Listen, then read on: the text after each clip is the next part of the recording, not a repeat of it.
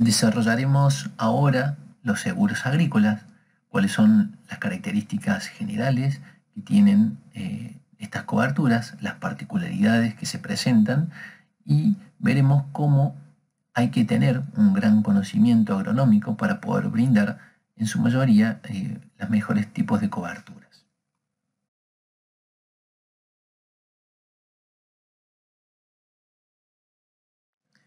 En términos generales, la superficie de nuestro país, solamente el 48% de la superficie sembrada se encuentra con algún tipo de cobertura.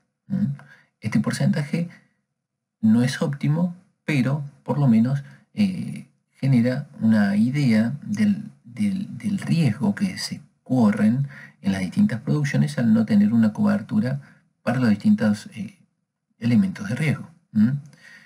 De este 48% que se encuentra asegurado, generalmente entre el 97 y 98% tienen las coberturas que son de granizo con algún adicional, como por ejemplo puede ser viento, helada o incendio, pero como característica principal el granizo, y el resto de este porcentaje son coberturas de multirriesgo, donde cubren varios riesgos en forma simultánea. Van a ver, de acuerdo a lo que muestro en la filmina, que los seguros que se realizan en el sector ganadero no suelen superar, o mejor dicho, tienen un porcentaje muy bajo que no alcanzan ni al 1%.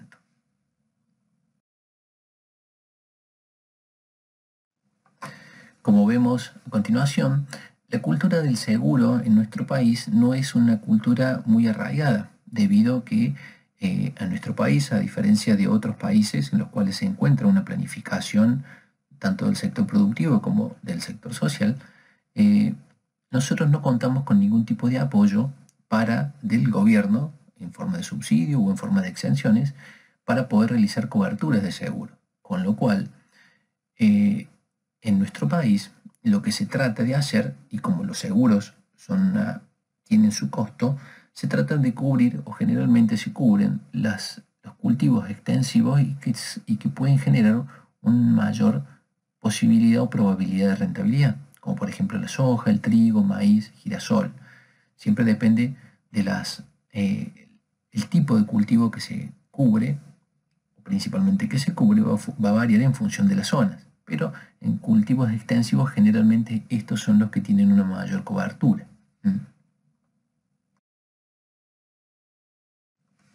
Los tipos de coberturas que se ofrecen en el sector agrícola son de dos tipos: contra riesgos nominados y los que se denominan multirriesgo.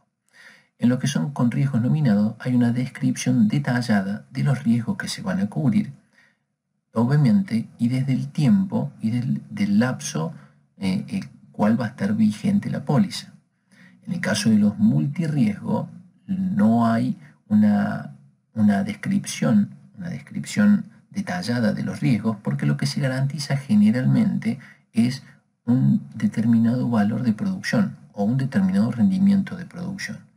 Con lo cual, independientemente del riesgo que pueda generar una disminución de la producción o del valor, lo que se va a estar asegurando es que el productor pueda cobrar un determinado importe al finalizar su cosecha. Las coberturas que se brindan en el sector agrícola van a variar, obviamente, en función de las zonas, en función de los cultivos, en función de los distintos tipos de producciones que se producen o que se realizan de una región a otra. En términos generales, en nuestra región, las coberturas que generalmente se suelen hacer son de granizo e incendio, viento y heladas, con las correspondientes combinaciones entre ellas, también en función de las distintas compañías de seguro. Y también los seguros que son multirriesgo. A continuación, vamos a brindar algunas características generales de cada uno de ellos. Como mencionaba anteriormente, de este 48% de porcentaje de superficie asegurada que se realiza en nuestro país, el 99,96% corresponde a pólizas que se realizan en agricultura, y solamente el 0,04% se realizan de este total de pólizas en ganadería. En ganadería, la cobertura que generalmente se realiza es por muerte del animal. Tienen sus características, pero generalmente son por muerte del animal. En tanto que en la agricultura, el mayor porcentaje, casi el 99%, se realiza contra granizo y adicionales, llámense los adicionales viento, helada o planchado de suelo, también suele haber ese tipo de coberturas, y solamente el 1,66% se realiza en coberturas de multirriesgo. Estas coberturas de multirriesgo lo que hacen es garantizar un rendimiento, con lo cual estas son coberturas más caras que las anteriores. Por eso mismo también el bajo porcentaje de suscripciones. Se deben realizar en grandes zonas para poder hacer una mejor cobertura, y generalmente este tipo de coberturas son las que se realizan en otros países de primer mundo donde está más instalado el seguro, porque el Estado interviene fuertemente subsidiando las pólizas para que los productores tengan una garantía de la cantidad que van a poder estar recibiendo a final del ciclo productivo.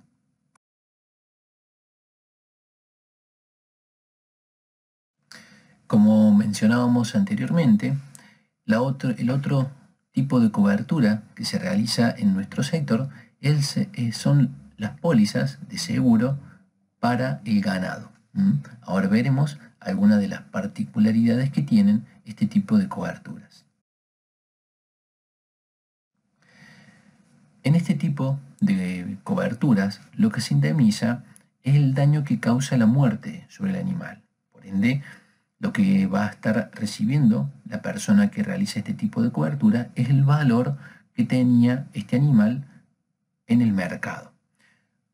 Por ende, lo que debemos determinar en forma precisa, o lo que se trata de determinar en forma muy precisa en este tipo de pólizas, es el valor que tiene este tipo de animal en función de cuál pueda ser su destino o cuál sea su función.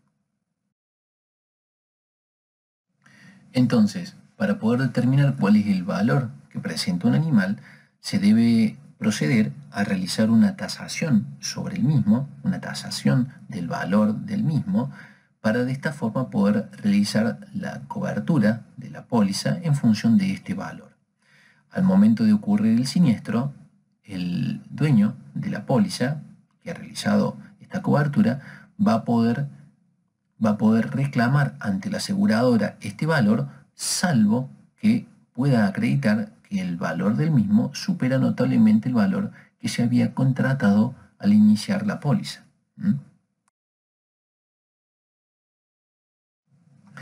A grandes rasgos, podemos identificar dos sistemas de tasación y valoración de ganado.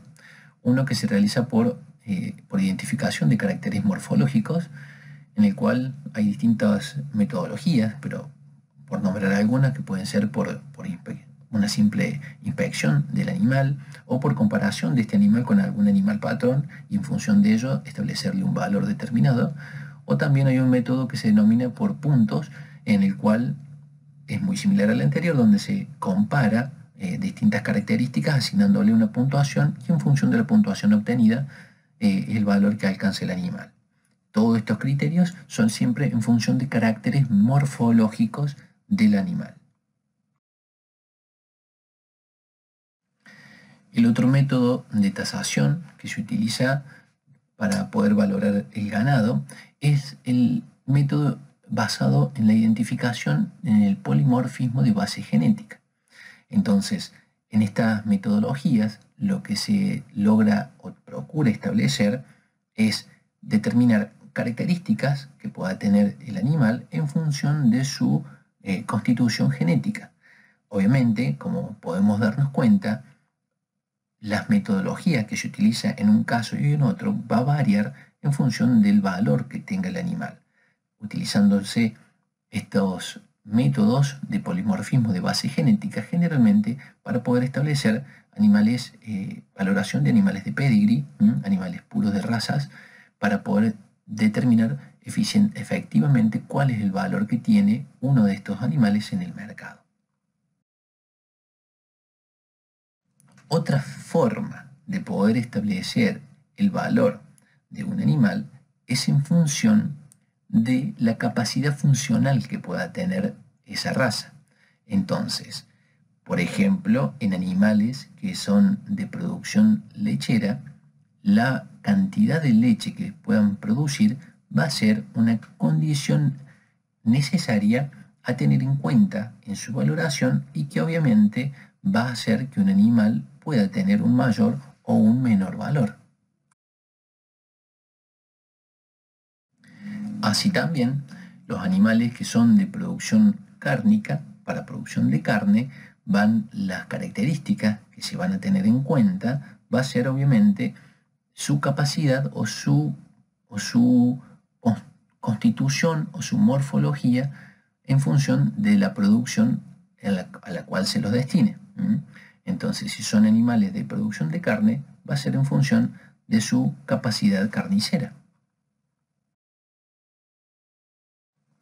Así también, los animales que son de producción de huevo se los va a valorar en función de esta característica, tanto en su cantidad como en la calidad de los huevos que estén produciendo.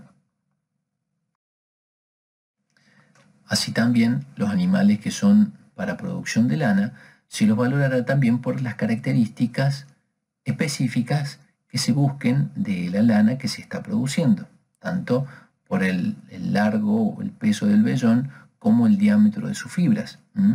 Entonces, y si estos animales además son de doble propósito, también se los valorará en función de su capacidad carnicera.